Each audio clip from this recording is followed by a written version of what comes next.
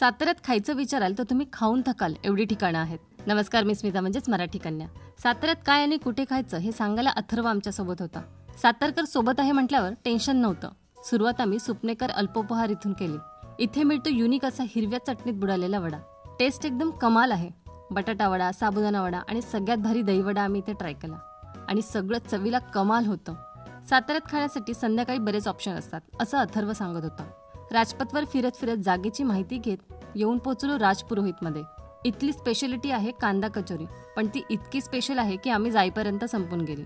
मग आम्ही साधी कचोरी आणि समोसा घेतला. मस्त चव होती.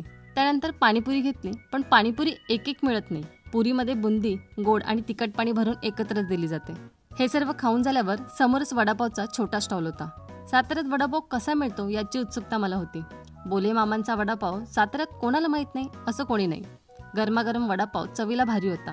आतापर्यंत काय काय खाल्लं याचा हिशोब घेत पुढे कुठे जायचं याचा प्लॅनिंग आणि धमाल करत आम्ही चौपाटीवर आलो. साताऱ्यात समुद्र जरी असला तरी चौपाटी आहे. चौपाटीवर भेळ खायला आम्ही ऑल इंडिया भेळमध्ये गेलो. 2च मिनिटात भेळ तयार करून मिळाली. मोठे कुरमुरे असणारी भेळ चवीला मस्त होती. SBDP नक्की काय म्हणून हे पण घेतलं. शेव बटाटा आणि दहीपुरी असं युनिक कॉम्बिनेशन मला आवडलं. समोरच तृप्ती स्टॉलवर फ्रूट सलाड आणि बदाम शेक प्यायला गेलो.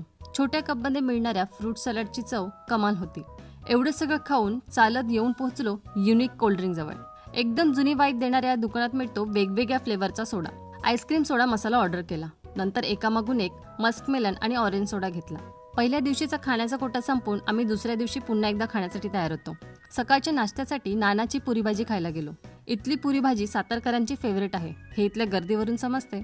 तर्रीदार रश्श्यात बटाट्याची भाजी आणि पुरी मस्त कॉम्बिनेशन आहे. भजी खायची तर प्रमोदची असं अथर्व सांगत होता. म्हणून आम्ही यवतेश्वर घाटात जायला निघालो.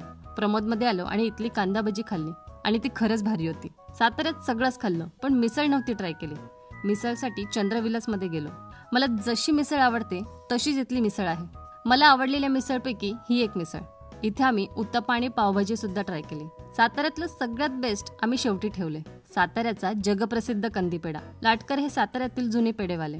इथला पेढा मला आवडला, जो चवीला जास्त गोड नाहीये तरीही तो बेस्ट आहे. साताऱ्यात आलात तर आता खायचं टेन्शन सोडा आणि हा व्हिडिओ सेव्ह आणि शेअर करायला विसरू नका. भेटूया पुढच्या व्हिडिओमध्ये. तोपर्यंत ओके, बाय.